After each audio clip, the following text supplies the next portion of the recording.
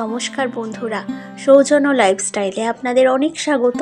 আশা করি আপনারা সবাই খুব ভালো আছেন, সুস্থ আছেন। আজ বৃহস্পতিবার আর আমি এই সকাল 9টা থেকেই আমার ব্লগটা শুরু করছি। সকালবেলায় আমি একটু আমাদের নিচের ফ্ল্যাটে চলে এসেছি। এটা 1 রুমের ফ্ল্যাট, আর এখানে যখন আমাদের কোনো গেস্ট আসেন বাড়িতে তো তারা এখানে থাকে। আর এখানে দুটো আলমারি আছে এই ঘরটাতে। তো সেখানে না আমরা ওই শীতের পোশাক, তারপরে কিছু জামা কাপড় আর জানালার পর্দা এগুলো সব এখানে রেখে দিই। আর যখন দরকার পড়ে তখন এখান থেকে এসে নিয়ে যাই। আর ওই জন্য এখন আমি কিছু শীতের পোশাক নিয়ে যাব আমার ছেলের জন্য। ওর জন্য দুটো সোয়েটার নিয়ে গিয়েছিলাম, বাড়িতে পরবে ঘরের মধ্যে, কিন্তু বাইরে টাইরে যদি বেরোয় সেই শীতের পোশাকগুলো নিয়ে যাওয়া হয়নি। আর এমনিও ছোট, ও কি বলুন তো, কিছু খাচ্ছে তো সোয়েটারে লাগিয়ে দিল, তারপরে ওই কালার পেন্সিল তো সেগুলো সোয়েটারে দাগ করে। আর সেই জন্য একটা কিছু কেচে দিলে আর একটু শুকনো হতে দেরি হয়। তো ভাবলাম নিচে তো কিছু সোয়েটার আছে, ওগুলো নিয়ে আসি, এবার ওর কাজে লাগবে। তো সেই জন্যই গিয়েছিলাম আর ওর সোয়েটার নিয়ে এসছি। আর আমাদের সকালবেলায় যে দিদি কাজ করেন ওই দিদি চলে এসছে, দিদি এখন কাজ করছে। আর আজ বৃহস্পতিবার পুজোর একটু মানে ভালো মতোই জোগাড় লাগে। আর সেই জন্য মা বললো যে আমি পুজোটা করে নিচ্ছি, তুমি তাহলে রান্নার দিকটা দেখো। আর এখন এটা হচ্ছে মোচা কেটে আমি একটু জলের মধ্যে ভিজিয়ে রেখেছি। আর হাতে দেখুন পুরো সেই লাল দাগ, কালো হয়ে যায় নখগুলো, মানে খুব বাজে রকম দেখতে লাগে। আর আমি এখন ওই লেবু নিয়ে আর হাতে ঘষছি, মানে লেবু দিলে অনেক দাগ চলে যায়। আর তারপরে একটু সাবান দিয়ে ঘষে নিলে প্রায় হাতটা ভালো মতোই পরিষ্কার হয়ে যায়। আর এই দাগ হওয়ার জন্যই দেখবেন অনেকে মোচা কাটতে চায় না। আর মোচা কাটাটাও কিন্তু অনেকক্ষণের ব্যাপার। তো ওই মোচা কেটে তারপর আমি ওই নিচের ফ্ল্যাটে গিয়েছিলাম। তো যাই হোক, এবার আমি ওই ছেলের জন্য একটু ব্রেকফাস্ট বানিয়ে নিলাম। আজকে ব্রেকফাস্টে ওকে ওই স্যান্ডউইচ দিয়েছি। স্যান্ডউইচ ঠিক না, ডিমটা সেদ্ধ করে ওই রুটির মধ্যে দিয়েছিলাম একটু বাটার দিয়ে, আর একটু শসা দিয়ে দিয়েছিলাম। তো বেশ ভালো লেগেছিল খেতে। আর মেয়োনিজও ছিল, তা আমি আর মেয়োনিজ দিইনি। আর তারপরে আমি ওকে ব্রেকফাস্ট খাইয়ে তারপরে আমি স্নান করে একটু ছাদে গিয়েছিলাম ওই তুলসী গাছে জল দিতে, আর বাদবাকি যে গাছগুলো আছে সেগুলোতে একটু করে জল দিতে। আর বেশ সুন্দর একটা রোদ ঝলমলে সকাল, খুব ভালো লাগছে। আর বললাম যে ছাদে গেলে কিন্তু মনে হয় রোদে অনেকক্ষণ থাকি, কিন্তু তারপরেও একটু তাড়া থাকে যে নিচে আসতে হবে, রান্না বান্না আছে। তাও আমি কিছুক্ষণ ছিলাম, আর এত সুন্দর লাগছিল ছাদে থাকতে, মনে হয় অনেকক্ষণ থাকি। তো এই গাছে জল টল দিয়ে তারপরে ওই জামা কাপড় কিছু নিয়ে গিয়েছিলাম সেগুলো মেলে দিতে, তো সেগুলো মেলেছি।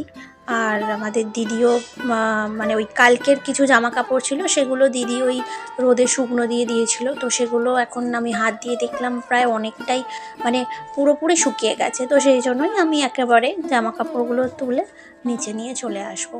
আবার একটা সময় যেতে হবে বাদবাকি যে ভিজে জামা কাপড় আছে সেগুলো নিতে। তো এই প্রায় দিনে 2-3 বার আমাকে ছাদে আসতে হয়। কোনো দিন যদি আমি না আসি তাহলে আমার বাড়ির অন্য লোকেরা যায়, বাবাও যায়, তো ওই জামা কাপড়গুলো তুলে আনতে। আর ছাদ হচ্ছে আমার কাছে একটা খুব ভালো লাগার জায়গা।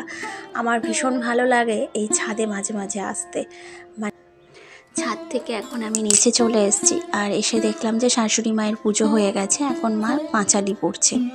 আর ওদিকে আমার ছেলে খেলা করছে। তো আমি ভাবলাম যে এই সময় রান্নাটা করে নিই। আর আজকের আমি দুপুরের মেনুতে করব যে ওই আলু পোস্ত, তারপরে মোচার ঘন্ট, ডাল, আর সেদিনকে দেখিয়েছিলাম যে ওই গয়না বড়ি, তো এই গয়না বড়ি ভাজা। তো আজকের এই মেনুগুলো হবে। আর এখন আমি ওই আলু পোস্তর জন্য আলু কেটে রেখেছিলাম, তো সেইগুলো আমি ভালো করে ধুয়ে নিচ্ছি, যেহেতু এখন নতুন আলু বাজারে উঠেছে। আর এই আলুগুলো বারবার না ধুলে ওই যে বালি ভাবটা যায় না, তো সেই জন্য ভালো করে ধুয়ে আমি রেখে দেবো।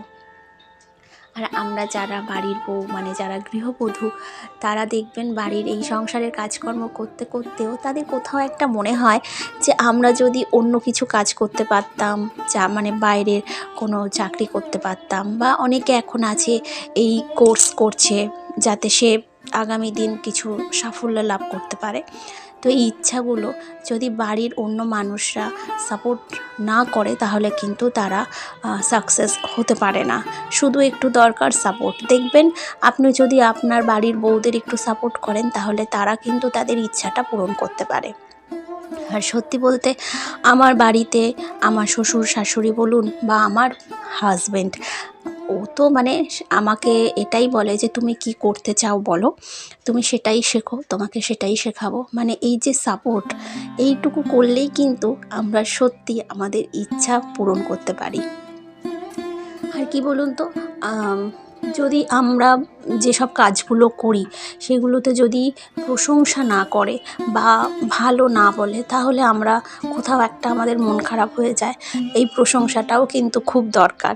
আর এক একজন আছে না, বলে ওই তোমার দ্বারা কিছু হবে না, তুমি কি করছো, এইসব তোমার কম্য না বা তোমার দ্বারা হবে না। এই জিনিসগুলো যদি কাউকে বলে তখন কিন্তু তার মন অনেকটা ভেঙে যায়। তো শুধু দরকার একটু সাপোর্ট আর একটু উৎসাহ, তাহলে কিন্তু আমরা মেয়েরা অনেক কিছুই করতে পারি। যাই হোক, অনেক কথা বলে ফেললাম। আর এখন ছেলেকে ওই একটু ফল কেটে দিয়েছিলাম। আর ওর দেখুন, যেহেতু 25শে ডিসেম্বর এসে গেছে, ওর এখন বায়না ওই স্যান্টা দাদুর ড্রেস দাও, ওটাই ও পরবে। তো সেই জন্য ওই ড্রেসটা বের করে দিয়েছিলাম, ও পরেছে। আর ওটা আগের বছর ওর বাবা কিনে দিয়েছিল, আর এবছর ও পরেছে। আর ওর মানে ঠাকুমার সাথে খেলা করছে। খেলা তো করেছে, কিন্তু আমার বিছানাটাও খুব মানে বাজেভাবে নোংরা করে রেখেছিল। তো সেই জন্য আমি আবার ভালো করে পরিষ্কার করে নিচ্ছি। সকালে একবার গুছিয়ে রাখলেও ও যেহেতু বারবার খেলে, তারপর বিছানাটা খুব মানে অগোছালো করে রাখে, সেই জন্য আমি ভালো করে আবার গুছিয়ে নিচ্ছি। আর বাচ্চা থাকলে দেখবেন আপনার গোছানো ঘর সেটা কিন্তু ঠিক অগোছালো ওরা করবেই। আর বারবার মায়েদেরকে এই কাজ করতে হয়। মাঝে মাঝে ভীষণভাবে বিরক্ত হয়ে যাই, মনে হয় দূর আর ভালো লাগছে না, কিন্তু তারপরে আবার আমাকে করতে হয়। কারণ ওই যে অগোছালোভাবে থাকতে তো ভালো লাগে না। সবসময় মনে হয় একটু পরিপাটি করে একটু সুন্দরভাবে যদি গুছিয়ে রাখা যায় তাহলে মনটাও ভালো থাকে। বিছানা গুছিয়ে তারপরে আমি এখন দুপুরের লাঞ্চটা করে নিচ্ছি। ওই বলেছিলাম যে দেখুন আজকের মোচার ঘন্ট, আলু পোস্ত আর গয়না বড়ি ভাজা। আমি আর ডাল নিলাম না। সত্যি বলতে ডাল ভালো লাগে না আমার খুব একটা খেতে। ওই মাঝে মধ্যে যদি মনে হয় একটু ডাল খাবো তখনই, না হলে আমি একদমই মানে খুব একটা পছন্দ করি না ডাল খেতে। আর গয়না বড়ি ভাজাটা যখন খাচ্ছিলাম তখন কিন্তু খুব সুন্দর লাগছিল। দুপুরে লাঞ্চ করে তারপরে আমি আর বিকেলবেলায় মানে কন্টিনিউ ব্লগটা করতে পারিনি, এটা সন্ধ্যাবেলায়।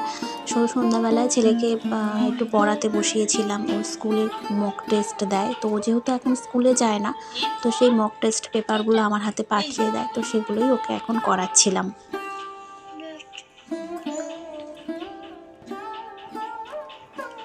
Count the numbers of the object. কটা স্টার আছে বলো?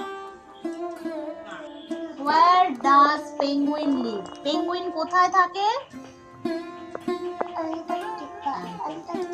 Antarctica.